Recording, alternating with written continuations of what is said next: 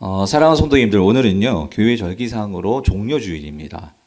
종려주일은 예수님께서 십자가 죽음을 위해서 예루살렘에 입성하신 날을 기념하는 절기가 종려주일입니다.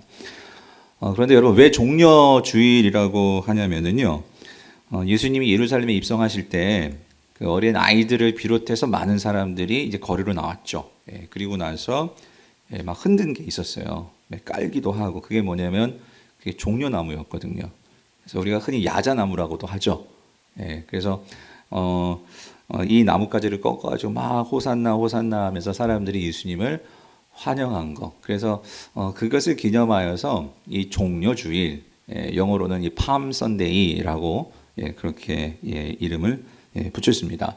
그래서 교회는 절기상 이제 이 종려주일을 시작으로 해서 이 한 주간, 이 기간 동안 예수님이 예루살렘에서 이제 고난 당하시고 십자가에 달려 죽으시죠. 그리고 나서 이제 다음 주일은 부활주일로 이어지게 되는데, 그래서 이 종려주일을 이제 고난 주간의 첫 시작, 그 시작을 알리는 그런 의미에서도 교회는 이제 한 주간 동안 이 고난 주간을 선포하고 예수님의 죽으심과 또 부활을 또 기대하고 또 묵상하는 그런 시간을 갖습니다.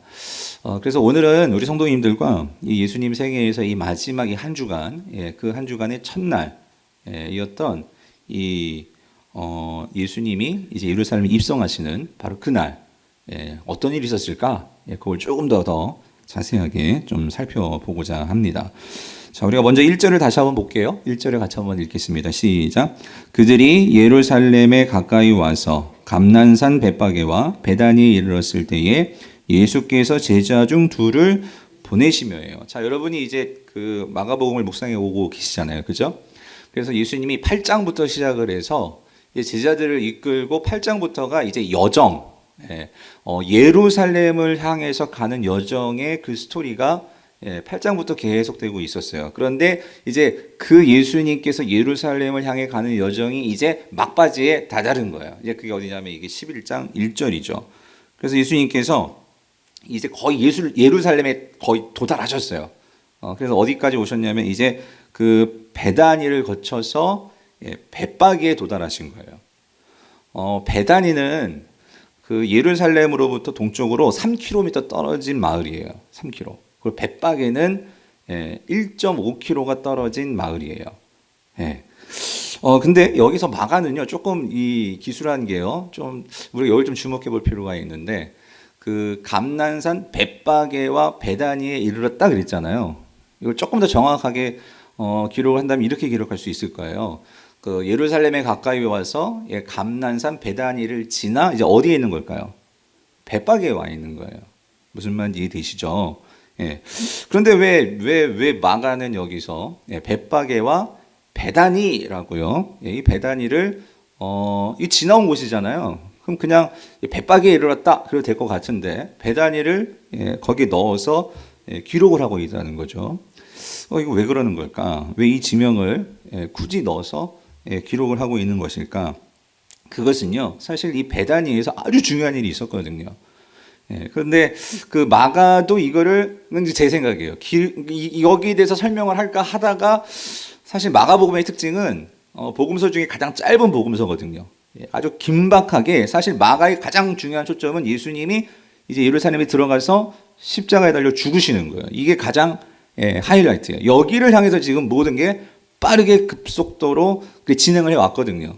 그래서 베다니를 그냥 빼버리고 지나갈 수도 있겠지만, 근데 그걸 다 설명은 하지 못하고 베다니를 넣어놓고 그다음에 이렇게 지나가요. 그럼 이 베다니에 무슨 일이 있었냐? 이거를 알려주는, 정보를 알려주는 복음서가 뭐냐면 그게 요한복음이라는 거예요. 여러분, 베다니가 어떤 곳이냐면요, 여러분 잘 아시죠? 여기에 나사로하고 막달라 마리아가 아니라 나사로하고 마르다하고 마리아가 살고 있었어요. 근데 여기서 누가 죽었어요? 나사로가 죽었죠. 그런데 그 나사로를 예수님께서 어떻게 하셨어요? 살리셨단 말이에요. 엄청난 일이죠. 근데 이것도 죽은 나사로를 살리는 것도 그냥 집에서 죽었는 거 살린 것이 아니라 어디까지 들어갔어요? 무덤까지 들어갔단 말이에요. 그러니까 무덤에 들어간 그 나사로를 살린 사건이 어디 있었어요? 베다니에 있었던 거예요. 근데 마가는 여기에 그러니까 독자들을 지금 마가복음을 읽는 독자들을 여기에 집중시키려고 하진 않았던 것 같아요. 왜냐하면 마가는 더 집중해야 될 게 뭘까요? 예수님의 부활이거든요. 그래서 이 베다니는 그냥 지나가는 거예요, 정말. 예. 지나가는데 그런데 여러분 이게 나중에 중요한 일이 됐는데 뭐냐면 베다니하고 예루살렘이 이렇게 멀지 않아요. 3km니까. 그런데 이 베다니에서 죽은 나사로가 살았던 소문이 어디까지 들렸을까요? 예루살렘에 당연히 들렸겠죠. 그래서 나중에 뒤에서 또 볼 거지만 그래서 이 소문이 예루살렘에 들렸기 때문에 예루살렘에 많은 사람들이 나와서 지금 누구를 환영하는 걸까요? 예수님을 환영하는 거예요. 그런 맥락, 그런 배경이 있단 말이죠. 그런데 아무튼 이러한 상황인데 지금 예수님은 이제 베다니를 지나서 벳박에 와 계시는데 벳박에서 예수님께서 제자들에게 뭔가를 이렇게 준비하시면서 시켜요. 그게 뭐냐면 2절인데 우리 2절을 같이 한번 읽어볼게요. 시작. 이르시되 너희는 맞은편 마을로 가라. 그리로 들어가면 곧 아직 아무도 타보지 않은 나귀 새끼가 매어 있는 것을 보리니 풀어 끌고 오라 해요. 예수님께서 예루살렘에 들어가시는데 이번에 뭔가 막 단단히 준비하고 계시는 것 같아요. 그리고 제자들에게 뭘 데리고 오라고 하시냐면 뭐요? 나귀 새끼를 가지고 오래요. 근데 여러분 이게 지금 좀 이상한 거예요. 뭐냐면 예수님은 지금까지요 계속 어떻게 예루살렘을 향해서 오셨냐면 어떻게 오셨죠? 걸어서 오셨어요. 근데 여행의 중간도 아니고 이제 진짜 얼마 안 남았어요. 벳박 1.5km예요. 지금은 우리도 그것도 멀다 할 수 있겠지만 이 당시 그건 정말 가까운 거랬단 말이죠. 그리고 대부분의 사람들이 이제 예루살렘에 들어갈 때는 순례객들이 다 걸어서 많이 들어갔어요. 근데 이번에는 예수님이 뭐라고 하시냐면 나귀 새끼를 데리고 오래요. 왜? 내가 그걸 타고 들어가겠다는 거예요. 제자들도 이게 좀 이상한 거예요. 아니 예수님이 갑자기 잘 걸어오시다가 왜 나귀 새끼야? 그런데 더 이상한 것은 아니 예수님께서 그렇게 지금 그 베다니에서 죽은 사람을 살려내고 막 사람들이 박수치고 막 예수님 하고 있는데 아니 그렇다면 적어도 만약에 예루살렘에 들어가려면 뭐 타고 들어가야 될 것 같아요? 왕이 타고 다녔던 그런 개선 장군과 타고 다녔던 백마를 타고 가든지 적어도 그렇게 말을 타고 들어가야 될 것 같은데 나귀도 아니에요. 나귀 새끼를 타고 들어가겠다는 거예요. 그리고 제자들도 만약에 제가 참 예수님 유별나도 참 유별나다. 예? 아니 타고 갈 게 없어서 나귀도 아니고 나귀 새끼를 타고 가냐 말이에요. 지금 이 상황이란 말이죠. 성도님들 왜 그러시는 걸까요? 예? 사실 여기 정말 이상한 점이 있는 거예요. 이거에 대해서 제자들이 좀 깊이 생각해 봤으면 좋았을 텐데 제자들은 생각을 안 해요. 참 이게 안타까워요, 여러분. 예? 여러분 왜 그러냐면요. 예수님은요. 성취하기를 원하시는 거예요. 그게 뭐냐면 예수님 당시로부터 500년 전에 스가랴라는 선지자가 있었어요. 근데 이 스가랴라는 선지자가 앞으로 오실 메시아의 모습을 예언해 놓았었어요. 하나님께서 보내실 메시아가 어떤 메시아냐? 그 메시아는요. 이런 메시아래요. 우리 스가랴 9장 9절 10절 우리 같이 한번 읽어볼게요. 길지만 시작. 시온에 따라 크게 기뻐할지어다. 예루살렘에 따라 즐거이 부를지어다. 보라 내 왕이 내게 임하시나니 그는 공의로우시며 구원을 베푸시며 여기 보세요. 겸손하여서 나귀를 타나니 나귀의 작은 것 곧 나귀 새끼니라. 10절 내가 에브라임의 병거와 예루살렘의 말을 끊겠고 전쟁하는 활도 끊으리니 그가 이방 사람에게 여기요 화평을 전할 것이요 그의 통치는 바다에서 바다에까지 이르고 유브라데 강에서 땅까지 이르리라. 이거 전 세계를 말하는 거예요. 이게 무슨 말이냐면 그러니까 하나님이 보내실 그 메시아는 구원의 왕인데 그런데 이 왕은요 어떤 메시아냐? 창과 칼과 무력으로 이 땅에 평화를 이루는 그런 왕이 아니고 어떤 모습? 가장 겸손한 모습으로 가장 낮은 모습으로 이 땅에 오셔서 온 세상의 평화에 이 샬롬을 주시는 그분이 누구시라는 거예요? 앞으로 그러니까 앞으로 하나님이 보내실 누구? 메시아라는 거죠. 근데 그 메시아가 누구라는 거예요? 나라는 거예요. 나. 예수님이라는 거죠. 이거를 이루시라는 거예요, 예수님은. 예. 특별히 여기에서요, 여러분, 10절에서 여기 이방 사람들에게도 뭘 전한대요? 화평을 전한대. 이게 무슨 말이냐? 이게 예수님 당시는 분명하게 명확하게 드러나요. 여러분, 그 당시 예수님 당시는 로마가 세상을 지배하면서 이 팍스 로마나 이 평화를 구가하는 그 때였어요. 근데 로마는 뭐로 평화를 이루느냐? 힘이죠. 군사력이었어요. 그래서 무조건 막 진 누르는 거예요. 입 다물라는 거지. 이게 로마가 가장 중요하게 여기는 평화의 통치 방법이었단 말이에요. 근데 예수님은 그렇지 않다는 거예요. 그런 로마에게까지 예수님은 뭘 보여주시냐면 진정한 평화를 보여준다. 겸손과 낮음과 사랑으로, 섬김으로 그 평화를 통해 이 땅을 다스리는 것을 그 예수 그리스도가 보여주실 거라는 거죠. 이거를 성취하기 하기 위해서 예수님이 오셨고 지금 예수님은 그것을 이제 곧 이루신다는 거예요. 자, 여러분, 그래서 예수님께서요, 진짜 이제 나귀 새끼를 타고 들어가십니다. 들어가는데, 자, 이 예수님 모습을 봤어요. 많은 사람들의 반응이 어땠을까요? 자, 8절을 보세요. 8절. 많은 사람들은 자기들의 겉옷을 또 다른 이들은 들에서 벤 나뭇가지를 길에 펴며, 그러니까 예수님께서 그렇게 나귀 타고 들어오시니까 많은 예루살렘에 있던 사람들이 자기 옷을 벗어가지고 마치 이렇게 카페트 깔듯이 그렇게 깔고 그 종려나무 가지들, 여러 가지 나무 가지들을 깔고 지금 그러고 있는 거예요. 이게 뭐 보여주는 거죠? 환대의 모습이죠. 왜 이렇게 예수님을 환대할까요? 말씀드렸잖아요. 예수님이 얼마 전에 베단에서 엄청난 일을 하셨거든요. 그러니까 그런 힘과 권능을 가지고 계신 이 예수님에 대해서 사람들이 관심이 있겠어요, 없겠어요? 당연히 있죠. 이런 예수님이라면 그 권능을 가지고 뭘 할 수 있을까요? 이 로마를 지금 때려 엎을 수가 있으신 분인 거예요. 즉 예수님이 우리들에게 군사적 메시아가 되어주셔가지고 정말 이들이 그토록 바라는 이 해방이에요, 해방. 그 해방을 바라면서 그래서 사람들은 예수님을 막 환영하고 있는 거예요. 뭐라고 환영하죠? 9절 보세요. 앞에서 가고 뒤에서 따르는 자들이 소리 지르되 뭐라고? 호산나 찬송하리로다 주의 이름으로 오시는 이여. 여러분, 성경에서 우리가 정말 잘 이해해야 될 또 본문 중에 한 가지가 이거. 여기 호산나라는 단어가 사실은 단어는 정말 좋은 단어예요. 호산나는 지금 구원하소서 그 말이에요. 지금 구원하소서. 근데 여러분, 말이라는 게 그 맥락이 참 중요한데 이게 시편 118편을 가지고 이들이 노래하고 찬양하며 예수님을 맞이하는 건데, 그런데 여러분 이거죠. 왜 지금 구원하느냐?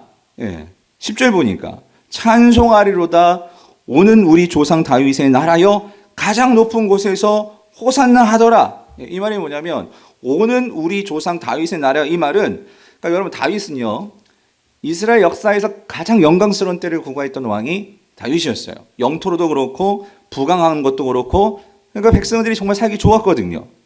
그러니까 지금 이 백성들은 그거 바라는 거예요. 예수님이 오셔가지고 뭐 만들어 달라고? 옛날 다윗 왕국과 같이 그러한 나라 한번 만들어 달라고. 우리가 정말로 그렇게 배부르게 먹고 살 수 있는 그런 나라 만들어 달라고. 지금 로마를 좀 때려잡아 달라고. 이들은 지금 그렇게 그 구원을 바라는 거예요. 그 구원. 그래서 여러분 상상해 보세요. 많은 사람들이 막 예수님을 막 환영하면서 호산나 호산나 하면서 그런 행진을 하는 거예요. 근데 여러분 다시 한번 예수님 모습을 잘 한번 보세요. 상상해 보세요. 근데 예수님의 지금 모습은 어떤 모습이냐면 뭐 타고 계시죠? 낙이 새낀 거를 여러분 꼭 기억하셔야 돼요. 낙이 새끼기 때문에 여러분 그 모습, 낙이 새끼니까 얼마나 작아요? 예수님이 낙이 새끼를 타는데 발이 거의 땅에 닿아요. 질질 끌려가고 있어요. 아마 예수님 같은 성품이라면 이 낙이 새끼, 어떻게 그 큰 어른이 낙이 새끼를 타? 어쩌면 예수님은 엉거주춤 타가지고 낙이 새끼에 앉긴 앉았는데 이렇게 혹시 발로 걸어가고 계지는 않았을까? 이건 제 생각이에요, 그냥. 여러분, 이게 개선장군의 모습이에요? 제가 만약에 여러분들 우리 장로님 앞세우고 가는데 막 이런 막 검은 차 뭐 이런 거 타고 가면 좀 폼나겠지만 그게 아니라 애들 어디서 타고 나는 세발 자전거 타고 예? 이렇게 여러분 참 이 모습이 참 초라하잖아요. 볼품없는 모습이잖아요. 예. 그런데도 사람들은 예수님 앞서서 뒤에서 따르면서 우리 조상 다윗의 나라여 호산나 우리를 구원하소서 그러면서 행진을 하고 있는 거예요. 옛날 그 태평성대 그 나라를 만드실 분은 바로 예수님이야 하면서 더군다나 여러분 이때가 6월절일 명절을 앞두고 있는 때였거든요. 그러니까 이 6월절에 엄청난 많은 사람들이 들어와 있었어요. 예루살렘에.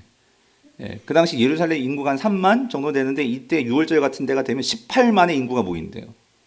엄청난 거죠. 그러니까 막 사람들이 이렇게 예수님을 앞세워 행진을 하니까 지나가던 사람들도 거기에 뭔지도 모르고 이 사람이 대단한 사람인 줄 알고 또 거기 막 행진에 편승을 하는 거예요. 그래가지고 진짜 같이 막 행진을 하는 거죠. 그래서 마태는요, 이 광경을 보고 뭐라고 기록해 놓았냐면 마태복음 21장 10절을 보면 이렇게 기록을 해 놓았어요. 예수께서 예루살렘에 들어가시니 온 성이 뭐예요? 소동하였다.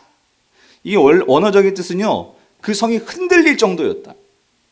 많은 사람들이 막 앞서고 뒤서고 예수님 쫓아가면서 막 그렇게 행진을 하고 있는 거예요. 그런데 여러분, 이런 행진 속에 있는 예수님의 마음은 어떠셨을까요? 네?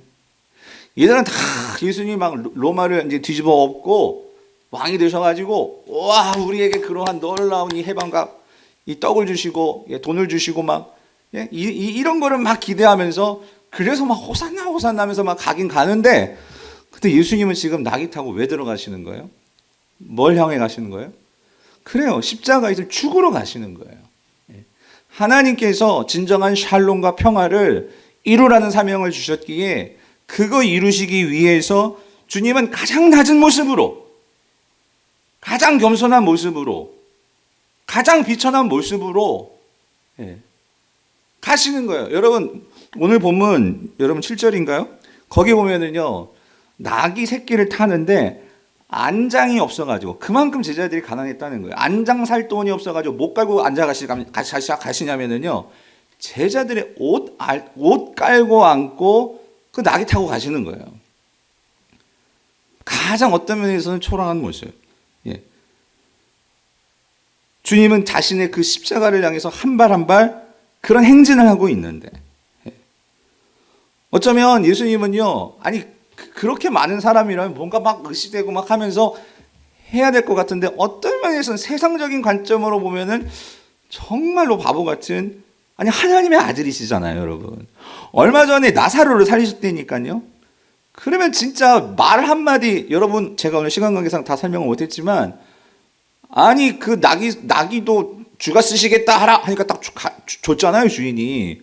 그럼 백마 하나 타고 그냥 멋지게 들어가시면 좋으련만 진짜 바보 같은 모습으로 그렇게 들어가신단 말이죠.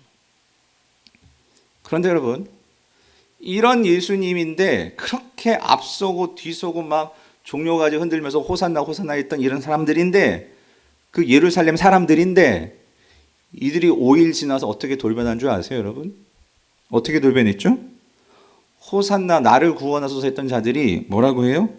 예수를 십자가에 못 박아라라고 소리 질렀던 사람들이었다라는 거예요. 왜 그랬을까? 이들은 싫은 거예요. 뭐가 싫죠? 낙이 새끼 타고 들어오는 그제서야 보였어요. 5일이 지나서야 보였어요. 예수님이 지금 낙이 새끼를 타고 들어오는 이 종려주일 첫날 그 모습은 보이지 않았어요. 근데 5일이 지나니까 그제서야 뭐가 보여요? 나귀를 타신 예수님이 보이는 거예요. 주님께서 처음으로 예루살렘 입성하실 때 그 어떤 누구도 호산나를 외치고 야 저분이 그 죽은 나사로를 살린 분이래 여기에는 관심이 있었는데 아니 근데 왜 저분이 나귀 새끼를 타고 오시지? 이거에 대해서는 관심을 가진 자들이 없었어요. 심지어 제자들도 이상하게 여겼지만 그게 뭘까를 생각하는 자가 없었어요. 사실 여러분 예수님은요 왜 나귀 새끼를 타고 들어오실까? 어쩌면 예수님 마음속에는요 하나님이 이미 전에 말씀해 주셨던 그 스가랴의 말씀을 깨달을 자가 누구라도 있기를 바라지는 않으셨을까요? 하나님께서 정말로 보내시고자 하는 메시아는 예, 맞아요. 이스라엘 백성들 메시아를 기다렸어요. 왜냐하면 구약이 메시아를 보내준다고 했으니까. 하지만 그들은 하나님께서 정말로 보내시고자 하는 메시아에 대해서는 관심 없었어요. 그럼 뭐에 관심 있었죠? 내가 바라는 메시아. 그 당시 세상에 보여주는 메시아. 뭐예요? 로마와 같은 힘을 가지고 모든 것을 좌지우지하면서 모든 것을 군림할 그런 메시아.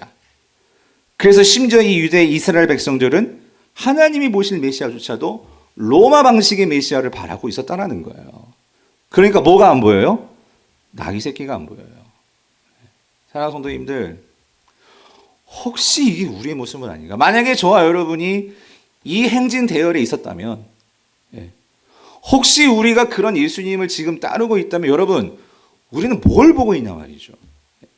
주님의 이 나귀 새끼를 타신 그 모습이 뭘까를 생각하기보다 예수님이 나사로를 살리셨대. 예수님이 이 모든 문제를 다 해결해 주실 거야. 맞아요. 권능이 있으세요.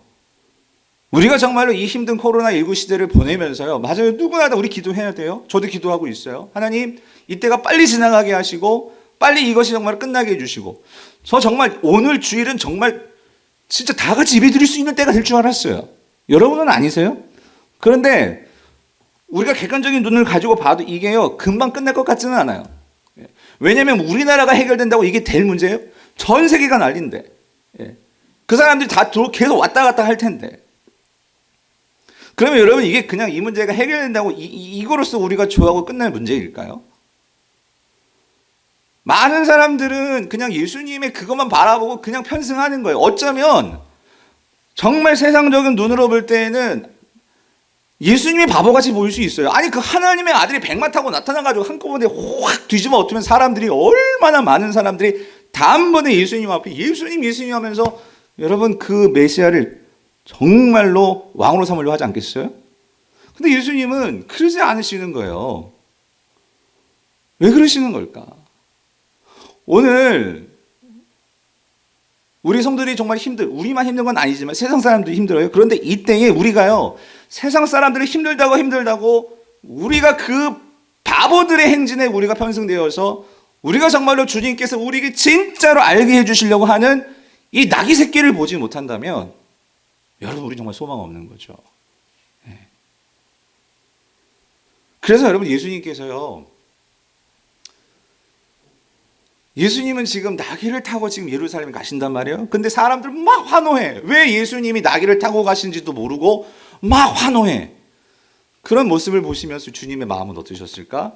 마가는 그걸 기록해 놓았어요. 마가는 예수님이 어떤 마음이셨을까? 여러분, 누가복음 19장 41절 42절을 보세요. 예수님은 이렇게 마음이, 이런 마음이었어요. 같이 읽어볼게요. 시작. 가까이 오사 성을 보시고 뭐예요? 여기요, 우셨대요. 나귀를 타시고 예루살렘에 올라가신, 여러분 잘 그 생각해 보세요. 막 사람들은 막 호산나 하면서 막 찬양을 하고 춤을 추고 난리가 났어요. 근데 예수님은 그 어린 나귀 새끼를 타시고 그 성을 바라보면서 뭐 하시냐면 우시는 거예요. 근데 어떤 제자도 왜 주님이 오실까? 이거 생각하지 않고 제자들도 덩달아 아마 사람들이 막 화나니까, 우와, 우리 예수님 정말 대단해 막 하면서 쉬 있었을 것 같아요. 근데 여러분, 주님 왜 우세요? 42절 뭐라고 하세요? 이르시되 너도 오늘 평화에 관한 일을 알았더라면. 이 평화가 누가 주는 평화죠? 예수 그리스도가 십자가를 통해서 줄 평화잖아요. 이것을 알았더라면 좋을 뻔하였거니와 지금 너희들의 눈에는 어떻게 되어 있어요? 숨겨졌도다.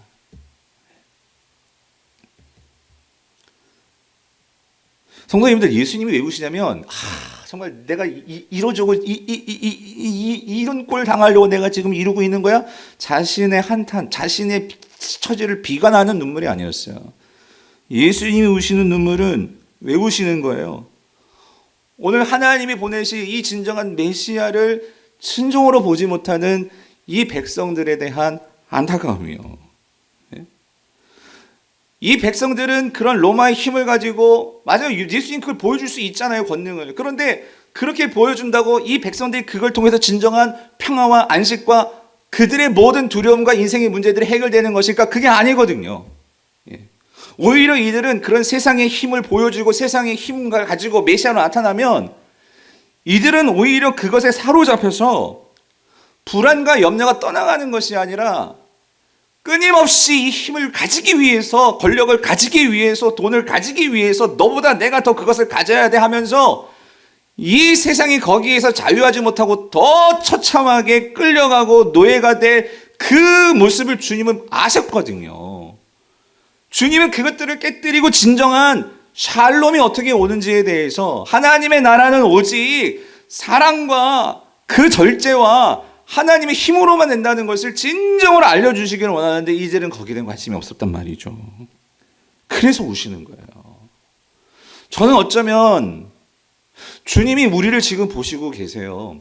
아니, 전 세계를 보고 계시죠. 정말 인간이요, 모든 과학의 첩찬단, 이제는 자동차도 우리가 운전하지 않아도 막 가게 되는 곳, 이런 세상에 살고 있지만 눈에 보이지 않은 그 작은 바이러스 하나가 어떤 면에서는 그 어떤 정치도 그 중동의 전쟁을 멈추지 못하게 했는데 지금 모든 전쟁이 여러분 지금 다 중지되어 있는 상태인 거 아세요, 여러분? 네? 인간이 그렇게 관광하면서 쓰레기 버리고 막 그렇게 오염시켰던 그런 곳이 지금 점점 자연이 깨끗해지고 있는 거 아세요, 여러분? 네. 우리가 그동안 우리만 먹고 살면 된다고 생각했었는데 이제는 다 힘드니까 어떻게 해요?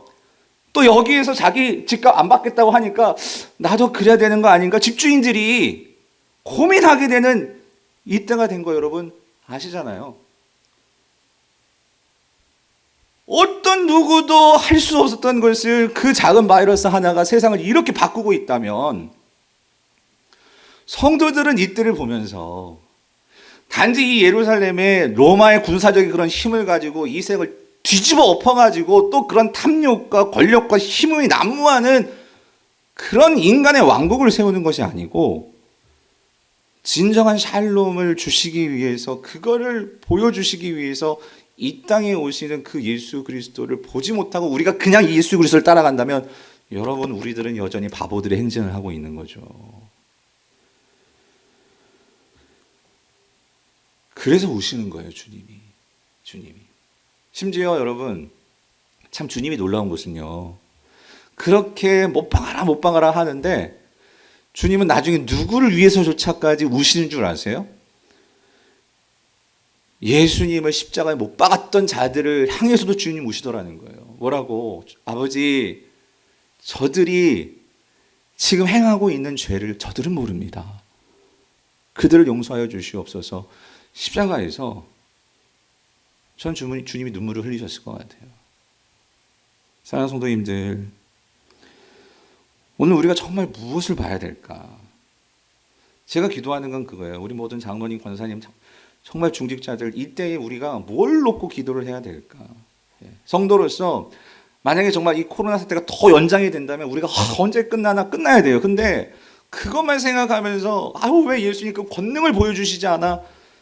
우리가 그걸 놓고도 기도해야 되겠지만 정말 이걸 통해서 하나님께서 우리를 뭘 바꿔놓으시려고 하는 걸까? 이 한국교회를 뭘 저는 목사로서 내가 지금까지 목하면서 뭘 보지 못했나? 그거를 바꿔놓으려고 하시는 걸까? 우리 성도들은 각자 삶 속에서 하나님께서 우리를 뭘 바꿔놓으려고 하시는 걸까?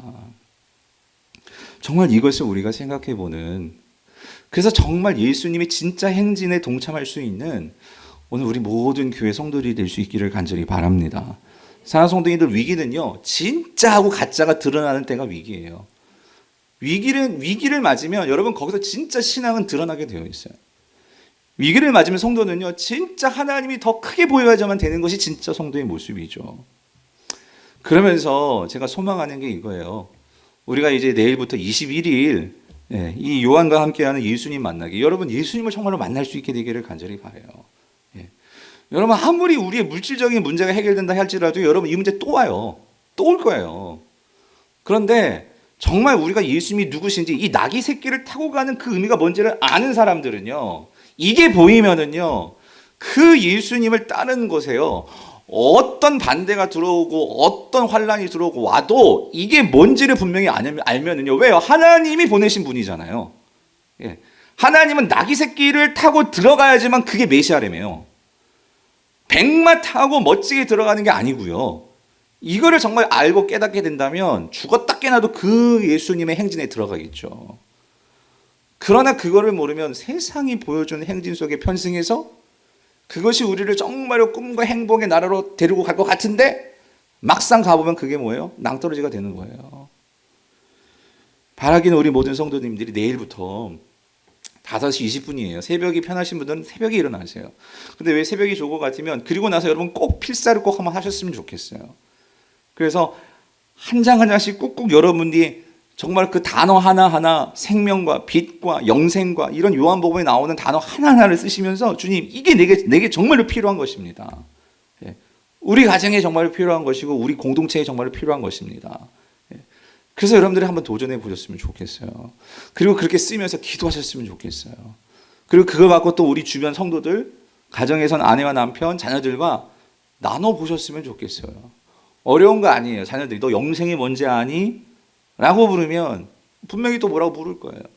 그것들을 같이 생각해보고 기도하고. 그래서 정말 이 21일, 그래서 여러분 우리 모든 성도들이 그렇게 요한복음을 읽어가면서 우리가 이제 27일이었던가 26일이었던가 우리 부활주일로 정한 그날 정말 다 같이 모여가지고 그날 정말로 이 예수님을 정말 다시 살아나심을 우리가 함께 찬양하고 예배하는 그날을 정말로 대망하면서요. 이 4월 이 한 달을 그렇게 보내시게 되는 저 여러분들 수 있기를 여러분 간절히 바랍니다.